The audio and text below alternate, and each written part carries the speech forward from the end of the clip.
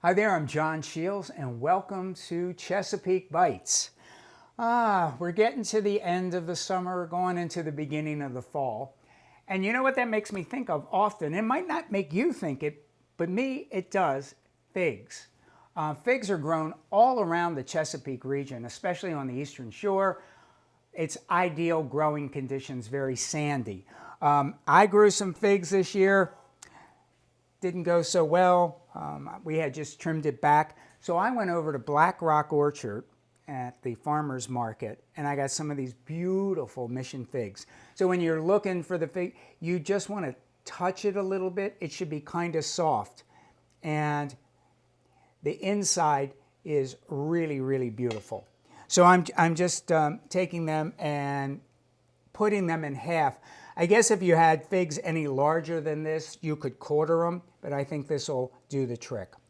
All right, now we could do all kinds of things with figs, but I'm going to do something that's kind of fun. It's a sort of Mediterranean, French, Italian. It's called a Sabayon. It's a à la minute sauce. We're going to just, boom, make it quickly. So it takes about, for what I'm going to do, about 8 egg yolks. And if you see, I do egg yolks maybe a little different than some people. I like to go right from my hand because I can get the white to come out pretty easily, and put that right in there. Okay, so next up, we're getting ready to make the Sabayon. So as I said, I have my egg yolks in here. I'm going to beat them up.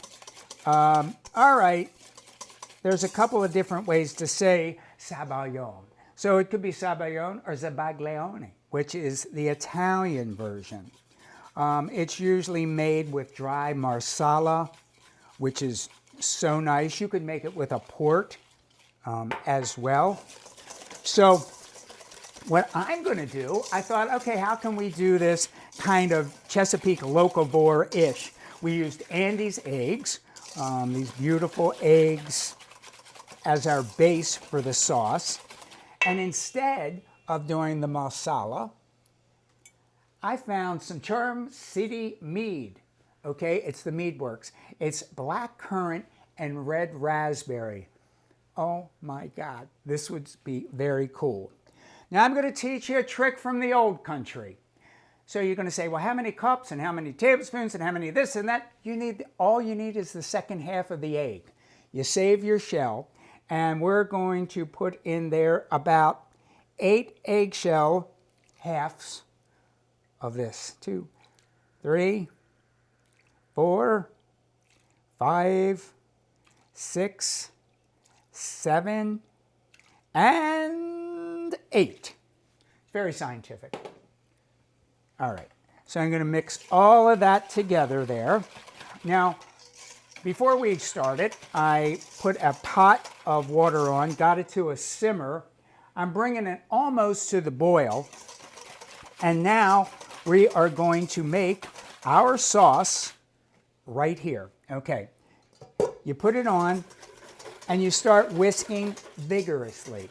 Now, obviously, you have a lot of egg yolks in here, so continual whisking is very important. Otherwise, you're going to have a lovely bowl of scrambled eggs with some meat in it. That's not where we're going for this kind of thing. So it does take a little bit to get it to do. Essentially, what's going to happen after we whisk and whisk and whisk and whisk, this is going to turn into kind of a frothy custard. And I think it's going to be quite lovely. All right, buckle your seatbelts. We're going to whisk. So as we're whisking, 2 things are happening. Obviously, I'm whisking very, very quickly. So we're getting air into the sauce, and that's the component that'll make it really, really nice and light. And then the other part that's in there are the egg yolks. So they essentially are forming a custard as you're mixing this. And you can see it's starting already to get a bit creamy on top. The whole process does not take that long. But again, the trick is make sure that you keep adjusting, like I'll pick the bowl up just so that we don't get a scrambled egg. and keep whisking, whisking, whisking. We're almost there. Okay, I think we are just about there. We're just getting a really, really nice, frothy, custardy kind of sauce. I love this because it's so cool. You're making the sauce immediately while you're going to use it. I'm going to take it off the heat here. I'll whisk it just a little bit more. So remember, we didn't use port, we didn't use marsala, we used a local mead. And I have to tell you the honest truth, I hadn't had that mead before, but I just tasted this. It is phenomenal. I mean, phenomenal. Charm City mead. All right, next. There's many ways that you could serve this. You could just put it in a bowl. But if you want to be fancy schmancy, go with me. So I'm going to take, look at this. Oh my God, that is so beautiful. That is such a, look, oh my, every time I make Sabayon, I get so happy. It just makes me crazy. All right, there, I'll put another one in, boop. Okay, then I'm going to take some of these absolutely gorgeous local figs, and I'm going to just put them all around the cocktail glass here. Boom. Just pile them in there. And I'm going to then get my spoon that fell into the bowl and just put a little bit more, because you really want to eat this sauce, trust me. If we could bottle it, it would be phenomenal. And then I think I'll just take one of the figs here. We can take another one. Here, get this one here. This looks nicer. Right there. All right.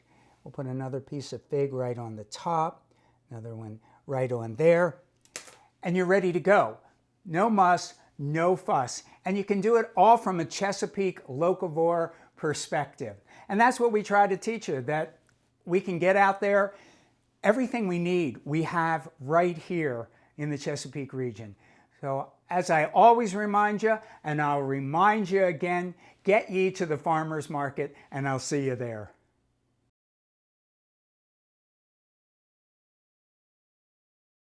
Thanks so much for watching. We hope that you got some ideas to recreate in your own kitchen and learned a little something along the way.